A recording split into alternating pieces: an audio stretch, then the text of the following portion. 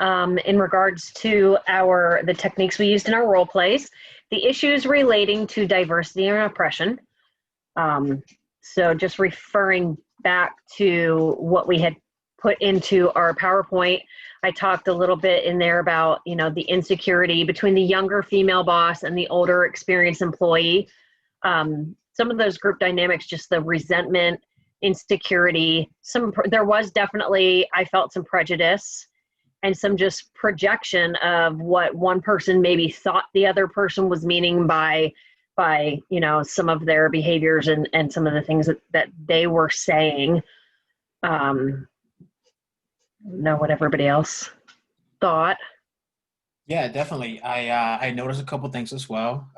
In the beginning of the nonviolent communication, one of the things that I noticed was how the original language between the current employee and the new supervisor was a little aggressive and really aimed towards the age and the background of that individual. It was as if it was more focused on where their ethnicity was coming from and what they looked like and what they thought of them based on their image, instead of giving them the opportunity to kind of present themselves and show and have their work ethic and give that person an opportunity to kind of display who they were actually, and instead of just playing on this stereotype that because they're young, they're going to behave a certain way, that because they're young, automatically they're inexperienced, fresh out of college, that kind of thing, because they're a person of color, that, well, in the role that they thought that because the person was of color, that they were automatically going to try to take advantage of that and expect a certain type of treatment because they were the only one that was different from everybody else. Those kind of things kind of play on that, issues relating to diversity, and a little bit of oppression there, just because everything was so judgmental towards that person just because of what they look like before they without even giving them the opportunity to kind of introduce themselves and have their work ethic and their knowledge kind of show who they really were, past their color and past their age. What did you guys think? Yeah, I mean, I definitely felt, when I was watching it, especially with the assumption that, in the nonviolent communication, they immediately already made the assumption that they were a certain race. They didn't, they didn't try and get to know the person, or even better, just not assume that the race had anything to play with it. They just made comments that I think in a real world would have actually happened, and really do kind of present how often these very subtle forms of stereotype can come across.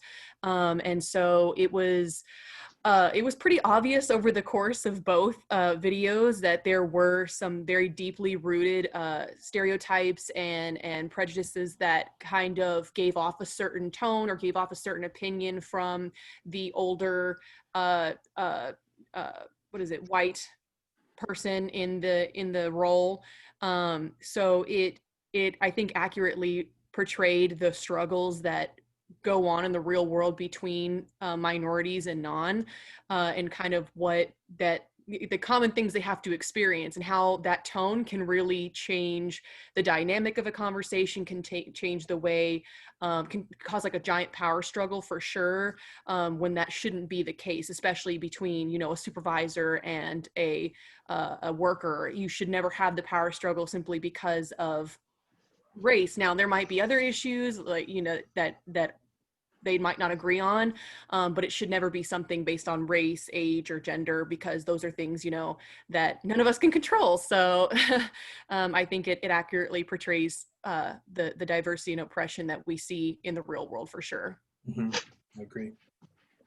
Well, for me personally, other than everything you guys all just stated, which was brilliant, For me personally, and just because I can relate to this, ageism is actually like a really big thing, and I just feel like that big assumption of like, oh, if you're young, like you don't know much. And granted, no, I don't know as much. And in this case, our like new supervisor didn't know as much in regards to like the human service aspect, but has been very, you know, you like experienced in their previous role. But just the assumption was my biggest thing of like their young age being or equating that they lack like the capability of, you know, taking on that supervisor role. Yeah, Yeah, they definitely. presumed a lot about that supervisor. Yeah, For sure. definitely. Well, I think that was pretty well said. We should move on to the second question. Yeah. Absolutely. Uh, I can Anybody take, want to start? I can take that one. Let me pull that up real quickly. That is okay. So, what techniques were used in the role play? So, with the first video, the nonviolent communication, I think that video did a really accurate job at portraying kind of what we saw in the Rosenberg video with the puppets. I think that it went it was very accurate with the jackal language at the very beginning, where it was very aggressive, very much projecting feelings and perceived actions on the other person, instead of acknowledging that while what you feel can be valid and legitimate, it's what you feel and it's not actually fact. And so I think that was something that over the course of the video really did get clarified, and kind of you got to see the difference between the two.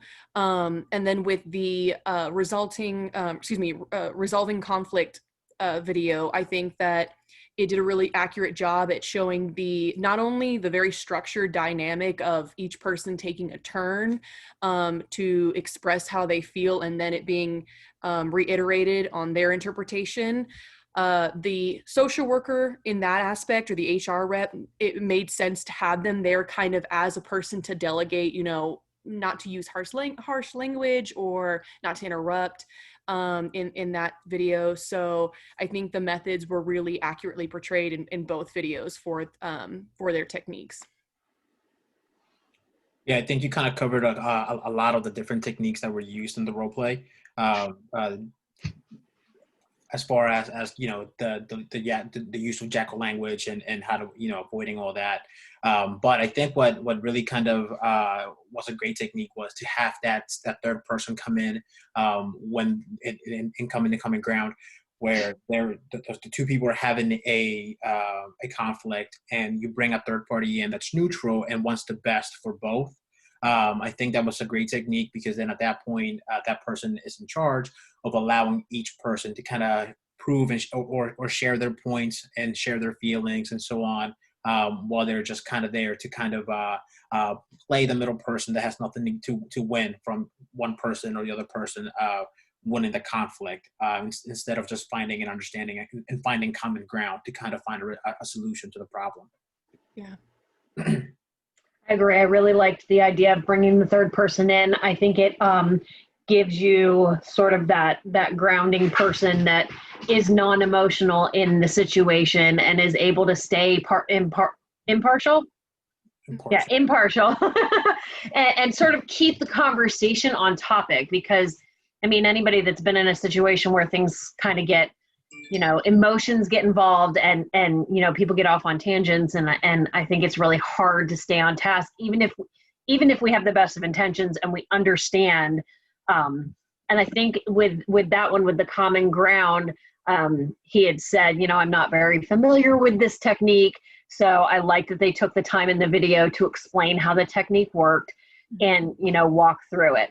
I also liked in the first technique, the nonviolent communication, how it was pretty obvious the steps of nonviolent communication, that observing without evaluation, and then noticing the emotions, recognizing the needs, and then making very clear requests was pretty apparent in the video to me.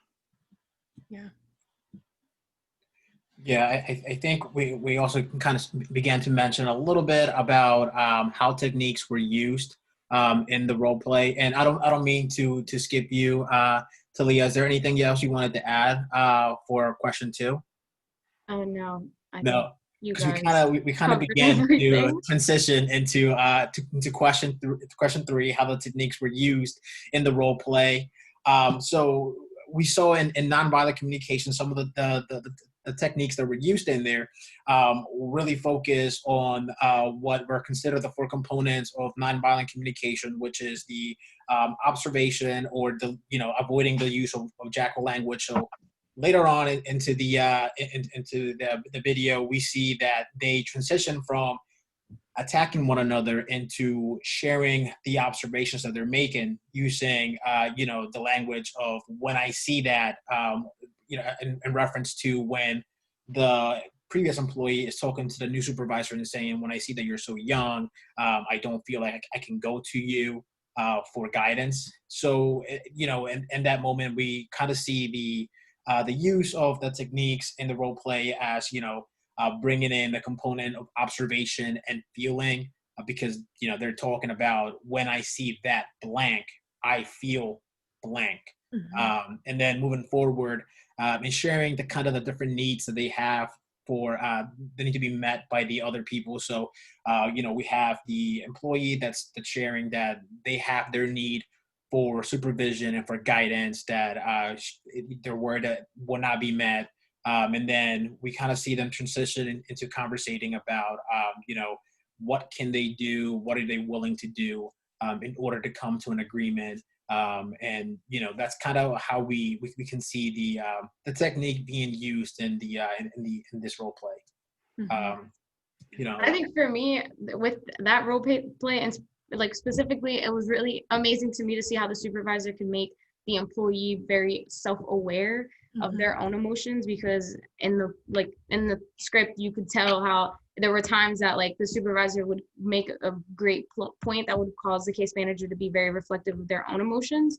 And I think that supervisor did a really good job, whereas oftentimes people get really offended and not trying to work things out with people. I think the supervisor did a really good job at that and like helping the case manager improve their emotional intelligence, maybe be self-aware, monitor themselves, all that good jazz.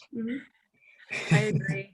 So how would y'all say, like, what stages would y'all say for each one they've finished in to kind of like wrap it up, and like what signs did those give? What signs were obvious? Yeah, I think definitely for the role of nonviolent communication, I think they definitely finished, and I would say somewhere in stage one, maybe stage 1.5, if there is such a stage. At that point, they're still measuring each other up, seeing who's going to take the leadership role, who is going to have authority, and so on and so forth. So they're past, the pre-stage, the before stage one, of where they're just random people. At this point, they've introduced each other. They have had a verbal communication with one another, and they're kind of trying to measure each other up. And I think by the end of the conversation, the new supervisor definitely establishes that role, that they are here to take on the role of supervisor and be the leader and be the authoritative in the organization or in that workplace. So I think for the nonviolent communication aspect of the or the nonviolent communication role play, I would say they definitely finished in stage one, maybe stage 1.5, because they're beginning to move into the next stage. I agree. Yeah. I feel that way too with the resolving conflict one. I think that especially towards the end, when they start trying to not necessarily like finish each other's sentences, but try to meet definitely that common ground, and fill in the gaps where maybe the worker didn't feel comfortable expressing their emotions. I think that definitely gave a sign of stepping into a stage where it may not be like buddy or super close friendship, but it's at least you can tell it's making it towards that direction. So for sure, stage one, there obviously was a lot of conflict between the two. So you kind of pass through that second and third stage. So I would say it is in a soft stage 4, if I had to label it, because I don't think they're going to go out and have like sleepovers together. But I think that it's getting to that point of finding a mutual friendship, or at least a friendly acquaintance.